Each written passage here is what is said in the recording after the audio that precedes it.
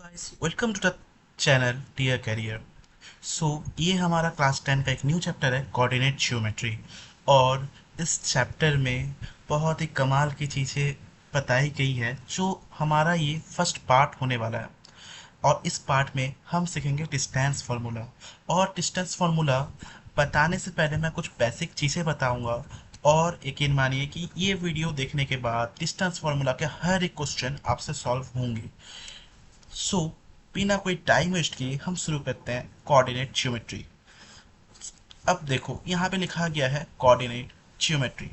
तो पहले अगर हम बात करें कि ज्योमेट्री का मतलब क्या होता है, तो ज्योमेट्री का मतलब होता है आपका कि किसी भी ग्राफ पे कोई पॉइंट, कोई लाइन या फिर कोई कर्व का अगर रिलेशन बनाया जाए। कोई भी ग्राफ पे अगर कोई पॉइंट, लाइन या फिर किसी भी कर्व, कोई भी शेप वगैरह का अगर रिलेशनशिप बनाया जाए या फिर किसी चीज़ को दिखाया जाए, पॉइंट को दिखाया जाए, लाइन कर्व शेप्स को दिखाया जाए, तो उसे हम बोलते हैं जियोमेट्री। और इन सब का तालमेल को बोलते हैं कोऑर्डिनेट। कोऑर्डिनेट का मतलब तो ऐसे भी पता ही है ना कि किसी से कोऑर्डिनेट करके रखना, तालमेल बनाए रखना। तो तालमेल बनाना कहाँ पे, किसी ग्राफ पे किसके बीच में तालमेल बनाना, points, lines, curves and shape, इस सब के बीच में ग्राफ से तालमेल बना के रखना, इस पूरा चैप्टर का मतलब है कोऑर्डिनेट ज्योमेट्री। ओके। सो अगर मैं आपसे बात करूं कि अब ग्राफ ना काफ़ी टाइप के होते हैं, तो हम यहाँ पे मोस्टली पढ़ने वाले हैं, 1 मिनट, हम यहाँ पे पढ़ने वाले हैं कार्टेशियन, एक सेकेंड, हम यहाँ पे पढ़ने वाले हैं कार्टेशियन, कार्टेशियन प्लेन या फिर normally Cartesian graph. Cartesian graph, 1 minute something, Cartesian graph. Okay. ये अपना कार्टेशियन प्लेन या कार्टेशियन ग्राफ होता क्या है। अब देखो, कार्टेशियन प्लेन या कार्टेशियन ग्राफ होता है आपका, अब यहाँ पे आपको कुछ, ये पोर्शन अगर मैं बात करूँ, कलर चेंज कर लूँ, अगर ये जो आपको दिख रहा है यहाँ पे, ये लंबा सा, एक लंबा सा डंडा ये दिख रहा है, जब भी ये खड़े होके रखा दिया जाए, खड़े होके रख दिया जाए, मतलब अभी देखो ये लंबा खड़ा होके है ना ये पूरा, तो हम इसको बोलेंगे, इसको बोलेंगे वाई एक्सिस। मतलब एक ऐसा लाइन अगर वर्टिकली हो, अब इस ऐसा कोई सीधा अगर लाइन रख देंगे तो उसको हम बोलते हैं vertical line. Okay, vertical line. ठीक है, तो अगर कोई लाइन को वर्टिकली ऐसा रख दिया जाए तो उसको हम बोलेंगे Y axis on the graph paper. और अगर कोई लाइन ऐसा रख दिया जाए तो उसको हम बोलते हैं horizontal line, horizontal line. Okay. तो अगर कोई लाइन बिल्कुल हॉरिजॉन्टली ऐसा रख दिया जाए, ये इस पोजीशन में हॉरिजॉन्टली रख दिया जाए, तो उसको हम बोलते हैं एक्स एक्सिस। और वर्टिकली जो लाइन रखा जाए उसको हम बोलते हैं वाई एक्सिस, और ये एक्स एक्सिस हो गया आपका। आई होप कि आपको ये समझ में आया होगा। अब यहाँ पे इस ग्राफ में खास बात ये है कि ये जो आपका बीच वाला पॉइंट है, ये जो पोर्शन हो गया, ये आपका पूरा पूरा का पूरा जीरो होता है, ये आपका ऑरिजिन होता है। इस वाले पॉइंट को बोलते हैं ऑरिजिन। ऑरिजिन मतलब ये हो गया आपका जीरो जीरो। जीरो जीरो कैसे हुआ, अब देखो, उससे पहले और एक चीज़ बता दूं कि अगर हम सपोज इस ग्राफ पे कोई भी पॉइंट लेते हैं, सपोज ये वाला ले लेते हैं। ओके, ये वाला ले लिए पॉइंट इस ग्राफ पे। अगर मैं इस ग्राफ को वाई एक्सिस से मेजर कर रहा हूँ, किससे मेजर कर रहा हूँ, वाई एक्सिस से। यहाँ से अगर मैं इस ग्राफ को ऐसे मेजर किया, तो इस वाई एक्सिस से इस पॉइंट तक का डिस्टेंस जो भी है, वाई एक्सिस से इस पॉइंट तक का डिस्टेंस को हम बोलेंगे एब्सिस्सा, एब्सिस्सा। या फिर जो भी प्रोनाउंसिएशन आप करते हो कि एब्सिस्का, कहीं कोई कोई बोलता है एब्सिस्सा, कोई बोलता है, कोई फर्क नहीं पड़ता। लेकिन वाई एक्सिस से उस पॉइंट तक का डिस्टेंस को हम ये नाम से जानते हैं। ओके। अब देखो, ये वाई एक्सिस से ये पॉइंट, ये वाई एक्सिस हो गया, ये पॉइंट, अच्छा ये पॉइंट है कहाँ पे, ये पॉइंट है आपका एक्स एक्सिस पे। ओके, ये जो पॉइंट है आपका ये एक्स एक्सिस पे लाई कर रहा है, और इस एक्स एक्सिस के इस पॉइंट से डिस्टेंस कहाँ तक का, वाई एक्सिस तक का। तो अगर हम डेफिनेशन की बात करें, क्या होगा, the distance the distance the distance of a point from y axis is known as क्या, एब्सिस्सा, एब्सिस्सा। ओके, या फिर इसको हम इस नाम से भी जानते हैं, क्या, x coordinate, x coordinate. Okay, I hope कि आपको क्लियर हुआ होगा कि एब्सिस्सा क्या होता है और एक्स कोऑर्डिनेट क्या होता है, और एक बार सुन लो, the distance of a point, किसी भी पॉइंट्स फ्रॉम वाई एक्सिस से कोई भी पॉइंट का डिस्टेंस को हम बोलते हैं एब्सिस्सा या एक्स कोऑर्डिनेट। ओके, तो इसी तरीके से एक पॉइंट ऐसा भी होगा जो आपका एक्स एक्सिस से दूर होगा, मतलब the point the distance of a point the distance of a point from x axis. देखो यहाँ पे वाई एक्सिस था, यहाँ पे एक्स एक्सिस है, इज नॉन एज क्या आपका ऑर्डिनेट बोलेंगे इसको, क्या, ऑर्डिनेट, या फिर इसको हम और भी बोल सकते हैं वाई कोऑर्डिनेट, वाई कोऑर्डिनेट। इसको चाहे तो तुम वाई कोऑर्डिनेट बोल दो, या तो चाहे ऑर्डिनेट बोल दो, ऑर्डिनेट।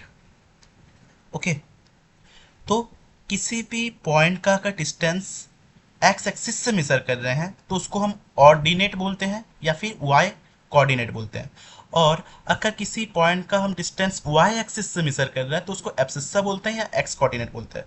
फॉर एग्जांपल अगर लूँ तो मैं इस पॉइंट का अगर हम ये डिस्टेंस को मेजर करेंगे, तो ये हो गया आपका एक्स एक्सिस से इस पॉइंट का मेजर। देखो ये एक्स एक्सिस से इस पॉइंट का मेजर को हम क्या बोलेंगे, ऑर्डिनेट बोलेंगे। एक्स एक्सिस से हम इस पॉइंट का मेजर को क्या बोलेंगे, ऑर्डिनेट बोलेंगे या फिर वाई कोऑर्डिनेट बोलेंगे। और जबकि इस पॉइंट से लेकर इस वाई एक्सिस का डिस्टेंस को अब जब हम मेजर करेंगे तो हम क्या बोलेंगे, एब्सिस्सा बोलेंगे या फिर एक्स कोऑर्डिनेट बोलेंगे। आई होप कि क्लियर हुआ होगा। सो अब थोड़ा आगे की तरफ बढ़े, तो पहले इसको रफ कर दिया जाए क्योंकि इसमें और भी बताना है। कुछ ऑप्शन होता है ना यहाँ पे क्लियर करने का, इरेज, हाँ, बढ़िया। अब देखो, अब आपका यहाँ पे जो इम्पोर्टेंट है, पहला जो टॉपिक है आपका distance formula, distance formula. Okay, अगर मैं इसको बैक पेज में कर लिखूँ, डिस्टेंस फॉर्मूला, ये आपका होता क्या है, ये आपका होता है कि अगर ये एक ग्राफ है और मैं अगर यहाँ पे एक पॉइंट दे दिया, यहाँ पे एक पॉइंट दे दिया, तो ये दोनों पॉइंट के बीच में डिस्टेंस कितना है, हम इस फॉर्मूला से मेजर कर सकते हैं। ठीक है, तो मान लो ये आपका ए है और ये आपका बी है, तो ए बी के बीच में डिस्टेंस कितना होगा आपका, इसके लिए फॉर्मूला आता है x2 माइनस x1 का whole square plus y2 minus y1 का होल स्क्वायर, ये फॉर्मूला होता है। ओके, सो अब देखो ये फॉर्मूला कैसे याद किया जाए, यहाँ पे x2, यहाँ पे x1, यहाँ पे y2, यहाँ पे y1, इतना सारा कुछ याद होना तो पॉसिबल नहीं है, हो जाता है वो अलग बात है। देखो अब एक तो लॉजिक लगाना, ओके, कि हम डिस्टेंस कभी भी मेजर करेंगे तो कोई तो पॉइंट के बीच में करेंगे। ठीक है, अगर आपका घर यहाँ पे है, आपका स्कूल यहाँ पे है, तो आप अपने घर से स्कूल का डिस्टेंस मेजर कर सकते हो ना, एक ही पॉइंट से तो हम कभी डिस्टेंस को मेजर कर नहीं सकते, है ना। अगर मैं बोलूँ एक ही पॉइंट ऐसा दे दिया, इसका इसका डिस्टेंस नापो बोल दिया, तो तुम भाई बोलोगे ना कि डिस्टेंस नापने के लिए अरे कोई और एक तो पॉइंट तो दो, कि हम कहाँ से नापेंगे, ठीक है ना। तो मान लो ये एक पॉइंट हो गया और ये एक पॉइंट हो गया, अच्छा, अच्छी बात है। तो यहाँ पे कुछ एक तो एक्स एक्सिस, यहाँ पे कुछ वाई एक्सिस हुआ होगा क्या, तो इसको नाम देंगे x1 कॉमा y1। ओके, यहाँ पे जो भी वैल्यू आएगा वो होगा आपका x1, यहाँ पे जो भी वैल्यू आप आएगा आपका वो होगा y1। पहले x को लिखते हैं, बाद में y को लिखते हैं। अब देखो सेम तरीके से यहाँ पे कुछ जो वैल्यू आएगा उसको हम देंगे x2, यहाँ पे जो वैल्यू आएगा हम देंगे उसको y2। ये y1 y2 क्यों हुआ, क्योंकि ये लाइन में देखो ये पॉइंट्स है, तो ये y एक्सिस होता है इसलिए y1 y2, और ये x एक्सिस होता है ना इसलिए x1 x2। पहले x आता है ना इसलिए हम लिखेंगे यहाँ पे x2 फिर y2। ओके, आई होप कि आपको क्लियर हुआ होगा। अब देखो कि हम निकालते कैसे। ठीक है, back page, sorry front page. देखो, अगर मान लो कि मैं यहाँ पे एक पॉइंट लेता हूँ, ओके, और इसको पहले नंबरिंग कर देते हैं। ये अगर आपका 0 है, ये 1 है सपोज, ये 2 है, ये 3 है, ये 4 है, ये 5 6 7 8 एंड 9, ये 1, ये 2, ये 3, ये 4, ये 5, ये 6, ये 7, ये 8 और ये 9। अब देखो ये एक्स एक्सिस, देखो ये जीरो है, ये एक्स एक्सिस है। जीरो के अगर हम राइट साइड जाएं तो हमको सारे के सारे पॉजिटिव नंबर मिलेंगे, और अगर जीरो के लेफ्ट साइड जाएं तो हमको सारे के सारे नेगेटिव नंबर मिलेंगे। जैसे जीरो फिर -1 आएगा, फिर -2 आएगा, -3 आएगा, -4 आएगा, -5 आएगा, -6 आएगा, -7, -8 एंड -9। उसी तरीके जीरो के अगर ऊपर चाहे वाई एक्सिस में तो पॉजिटिव नंबर, नीचे चाहे तो नेगेटिव नंबर। ओके, इस तरीके से -1, -2, -3, -4, -5, -6, -7, -8 एंड -9। ओके, अब देखो अगर मैं यहाँ पे एक पॉइंट ले लिया और अगर मैं सपोज यहाँ पे एक पॉइंट ले लिया, ओके, तो अब देखो ये ऐसा कुछ होगा, क्या बनेगा क्या, तो हम बोल सकते हैं क्या कि x पे ये 3 आ रहा है। चलो यहाँ नहीं लेते, इसको यहाँ पे कर देते। ओके, ये वाला पॉइंट।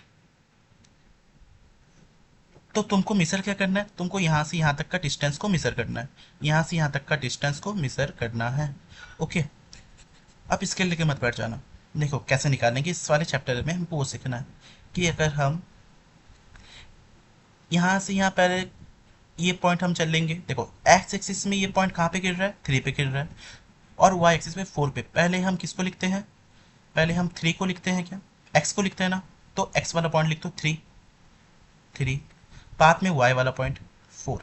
ओके, ठीक है। अब सिमिलरली हम इसको ऐसा करेंगे, सिमिलरली हम इसको ऐसे करेंगे। एक्स पे कहाँ पे गिरा आपका ये 7, पहले एक्स लिखेंगे, फिर वाई पे आपका कहाँ पे गिरा, 6 पे गिरा, तो ये 6। अब देखो पहले 3 4 है ना, देखो तो यही आपका x1 y1 हो जाएगा, और ये आपका x2 y2 हो जाएगा। आई होप कि आपको इतना क्लियर हुआ होगा। अब क्या करना है आपको, अब मैं ये लाइन ना मिटा दे रहा हूँ क्योंकि मैं ये समझाने के लिए आपको ड्रॉ किया था। ओके, अब देखो ये 7 6 है, ये 3 4 है। अगर मैं यहाँ से एक ऐसा लाइन टान देता हूँ तो क्या ये आपका राइट एंगल ट्रायंगल बनेगा क्या। अब मेरे ये लाइन्स पे मचाना ही टेढ़ा मेढ़ा बन गया है, लेकिन होगा तो सीधा ही। ठीक है, अब देखो अगर ये राइट एंगल ट्रायंगल बनता है, अगर ये राइट एंगल ट्रायंगल बनता है तो आपका जो ये पोर्शन होता है ना, ये पोर्शन, इसको हम हाइपोटेनियस बोलते हैं। क्या बोलते हैं, हाइपोटेनियस बोलते हैं, है ना। इसको हम बेस बोलते हैं, क्या बोलते हैं, बेस बोलते हैं। और इसको हम बोलते हैं परपेंडिकुलर। ठीक है, क्या बोलते हैं, परपेंडिकुलर बोलते हैं। ठीक है, मैं साइड में और एक बार लिख दे रहा हूँ क्योंकि यहाँ पे आपको सॉल्व करना है। अगर कोई भी एक राइट एंगल ट्रायंगल बनता है कुछ इस तरीके से, तो हम इसको हाइपोटेनियस बोलते हैं, इसको परपेंडिकुलर और इसको बेस बोलते हैं। और इसका फॉर्मूला होता है आपका हाइपोटेनियस का square is equals to perpendicular का स्क्वायर प्लस बेस का स्क्वायर। और जब ये स्क्वायर इक्वल्स टू के उस तरफ जाता है तो ये आपका रूट ओवर में कन्वर्ट हो जाता है। ओके, आई होप कि आपको इतना क्लियर हुआ होगा। अब देखो अगर मैं बात करूं यहाँ इस पॉइंट से लेकर इस पॉइंट का डिस्टेंस, ये वाला ये डिस्टेंस, ओके, ये डिस्टेंस, तो ये आपका डिस्टेंस कितना होगा, 1 यूनिट, 2 यूनिट, 3 यूनिट, 4 यूनिट। ठीक है, तो ये आपका डिस्टेंस कितना होगा, 4 यूनिट होगा क्या, हाँ 4 होगा ना। अच्छा, अगर हम यहाँ से यहाँ तक का डिस्टेंस का बात करें, यहाँ से यहाँ तक का डिस्टेंस देखो, ये सीधा गया 6, और ये सीधा गया 4, 6 से 4 1 यूनिट 2 यूनिट। तो ये वाला डिस्टेंस आपका कितना होगा, 2 यूनिट होगा। क्या हमको ये डिस्टेंस तो चाहिए कि नहीं, हमको ये डिस्टेंस चाहिए। तो ये डिस्टेंस निकालने के लिए अगर मैं इस पॉइंट को नाम दूँ ए और इस पॉइंट को नाम दूँ बी, तो ए बी आपका क्या हो जाएगा, ए बी जो कि आपका हाइपोटेनियस है, ए बी जो कि आपका हाइपोटेनस के बराबर है, तो हाइपोटेनस क्या हो जाएगा, परपेंडिकुलर का स्क्वायर। ठीक है, परपेंडिकुलर का स्क्वायर, देखो परपेंडिकुलर का स्क्वायर है मतलब 2 का स्क्वायर, 2 का स्क्वायर प्लस बेस का स्क्वायर यानी 4 का स्क्वायर। ठीक है, तो 2 का स्क्वायर होता है आपका 4 और 4 का स्क्वायर होता है आपका 16, यानी ये हो गया आपका रूट ओवर ऑफ 20। यहाँ पे नहीं दिखाई दे रहा है तो मैं ऊपर लिख दे रहा हूँ, यहाँ पे देखो रूट ओवर ऑफ 20। और जब मैं इसको 2 को कॉमन लूंगा तो ये हो जाएगा 2√5। ओके, अगर ये चीज़ नहीं आया तो देखो यहाँ पे प्राइम फैक्टराइजेशन कर लो चाहे इस तरीके से। तो रूट ओवर के अंदर हम लिखेंगे 2 × 2 × 5। अब रूट ओवर के जब बाहर निकलता है ना, तो दो टू मिलके एक टू बाहर निकलता है, दोनों टू आपस में मिल जाएंगे और एक टू बाहर निकलेगा और अंदर एक भी टू नहीं बचेगा। अंदर क्या बचेगा, अकेला बेचारा 5 बच जाएगा। तो ये होगा, ये रूट ओवर 20 का ही वैल्यू है ना, 2 × 2 = 4 5 20। तो रूट ओवर 20 को हम लिख सकते हैं 2√5 भी लिख सकते हैं। तो इसका डिस्टेंस कितना आ गया, ये जो हाइपोटेनियस था इसका डिस्टेंस आ गया आपका 2√5। ओके, लेकिन यही सेम चीज को हम करेंगे डिस्टेंस फार्मूला में, हम करेंगे डिस्टेंस फार्मूला में। और आपका डिस्टेंस फार्मूला क्या था, अभी था ए बी के बराबर। हमने क्या देखा था कि x2 में अगर हम x1 को माइनस कर दें और उसका होल स्क्वायर निकाल दें, प्लस y2 में अगर हम y1 को माइनस कर दें और उसका होल स्क्वायर निकालते हैं, तो होता है आपका डिस्टेंस का फॉर्मूला। ठीक है, अभी अगर हम बात करें, देखो यहाँ पे x1 और y1 क्या था, 3 और 4 था। क्या लिखते हैं यहाँ पे हमारा हमारा एक सेकेंड, ये क्या हो गया, हाँ हमारा x1 कॉमा y1 क्या था, 3 और 4 था। क्या हाँ था, बिल्कुल था। देखो पीछे x1 y1 3 और 4 था। हाँ, x2 y2 7 और 6 था। क्या बिल्कुल था। x2 कॉमा y2 7 और 6 था। क्या हाँ बिल्कुल था। इसका मतलब आपका 3 जो है वो x1 के बराबर है, 3 जो है वो आपका x1 के बराबर है, और 4 जो है वो आपका y1 के बराबर है। 7 जो है आपका x2 के बराबर है, और 6 जो है आपका y2 के बराबर है। तो अभी देखो यहाँ पे बस बैठाना ही है हमको फॉर्मूला में, x2 यानी कि x2 7 है, 7 माइनस x1, x1 आपका क्या है 3, 7 माइनस 3 का whole square plus y2, y2 क्या है आपका 6, 6 माइनस y1 क्या है आपका 4, इसका होल स्क्वायर। ठीक है, रूट ओवर 7 माइनस 3 यानी 4 का स्क्वायर, 6 माइनस 4 यानी प्लस 2 का स्क्वायर। ओके, और ये 4 का स्क्वायर कितना होता है 16, और 2 का स्क्वायर होता है 4, 16 प्लस 4 20, और इसको हम क्या लिख सकते हैं 2√5। इसका मतलब आपने कुछ देखा क्या कि हम देखो हम डिस्टेंस फार्मूला लगा रहे हैं तो हमारा आंसर 2√5 आया, और जब हम पाइथागोरस थ्योरम भी लगाए, ये पाइथागोरस जब थ्योरम लगाए तब भी हमारा आंसर जो आया था 2√5 ही आया था। यानी कि अगर मैं बात करूं, जो हमारा डिस्टेंस फार्मूला होता है ना, वो कहीं ना कहीं आपका पाइथागोरस पाइथागोरस जो थ्योरम होता है यही है। पाइथागोरस थ्योरम का थोड़ा अपर लेवल है, upper level in the sense कि हमको यहाँ पे मतलब ग्राफ में डील करना पड़ता है ना, इसीलिए हम पाइथागोरस थ्योरम का यूज़ नहीं करते हैं।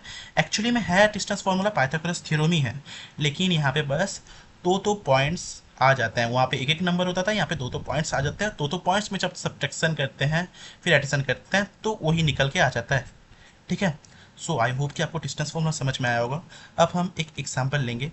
सपोज कि मैं मान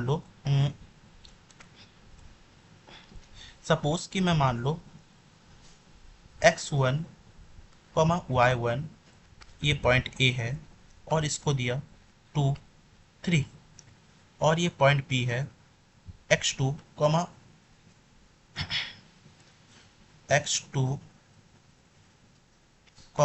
y2, इसको दिया मैं -3 2। ओके, ठीक है ना। इसका मतलब क्या है, ये अपना x1 है, इसका मतलब क्या है, ये अपना y1 है, इसका मतलब क्या है, ये अपना x2 है, और इसका मतलब क्या है, ये अपना y2 है। तो डिस्टेंस फॉर्मूला क्या होगा, A B is equals to x2 minus x1 का whole square plus y2 minus y1 का होल स्क्वायर। अब x2 अपना क्या है, देखो x2, इसको -3 कर देते हैं। ओके, इसको -3 कर देते हैं। देखो x2 क्या है, -3 है क्या, हाँ है सर, -3 माइनस में x1, x1 क्या है अपना 2 है, माइनस ये देखो ये माइनस आया ना, हाँ माइनस, फिर x1 जो कि 2 है अपना 2। ओके, इसका होल स्क्वायर, ठीक है अच्छी बात है सर, प्लस ये बीच का प्लस, ओके ये बीच का प्लस यहाँ पे आ गया। फिर y2 क्या है अपना 2 है क्या, हाँ 2 तो है, तो लिख दो 2 है तो 2 माइनस y1 क्या है -3 है, तो -3 डाल दो। अब इसका होल स्क्वायर, ठीक है, इसका होल स्क्वायर और इसका फिर रूट ओवर, ये क्या हो गया, हाँ जो भी हुआ है अच्छा दिख रहा है। देखो -3 -2 होता है आपका -5 का whole square, plus 2 minus minus मिलके प्लस हो जाता है, माइनस माइनस मिलके प्लस हो जाए, और 2 + 3 5, तो ये 5 का स्क्वायर। अगर नहीं समझ में आया तो ये प्रोसेस मैं कर ले रहा हूँ, 2 + 3 का होल स्क्वायर है ये, और ये आपस में रूट ओवर है, इस इक्वल्स टू -5। देखो -5 का स्क्वायर होता है 25, 2 + 3 होता है ये 5 का होल स्क्वायर। ओके, देखो 25 और ये 5 का स्क्वायर भी अगेन 25 रूट ओवर। अब रूट ओवर के अंदर 25 + 25 कितना हो गया, 50 हो गया। अगर हम 50 को प्राइम फैक्टराइजेशन करें, यहाँ पे बचेगा 25, फिर 5 से ये करेंगे काटेंगे तो 5 बचेगा, 5 1। तो हम रूट ओवर 50 को हम ऐसे लिख सकते हैं क्या, 2 × 5 × 5, ठीक है। अब एक 5, अब देखो एक 5 क्या होगा, बाहर आएगा, दो 5 मिलके एक 5 बाहर आएगा, और अंदर एक भी 5 नहीं बचेगा, अंदर क्या बचेगा, सिर्फ 2 बच जाएगा। तो अगर बात करें हम डिस्टेंस फार्मूला ए और बी, ए बी कोई भी ग्राफ में अगर मान लो ए बी, अगर मान लो कि यहाँ पे कुछ ए है और यहाँ पे कुछ बी है, ये सपोज ए और ये सपोज बी है, ये सपोज बी है, तो इसके बीच का डिस्टेंस, इसके बीच का डिस्टेंस आपका कितना निकलेगा, 5√2। ओके, तो एपी का डिस्टेंस कितना निकल गया, 5√2। आई होप कि आपको समझ में आया होगा। अगर समझ में आया तो लाइक शेयर सब्सक्राइब और यार फैला दो पूरे अपने दोस्तों के साथ, स्कूल वालों के साथ। Thank you so much.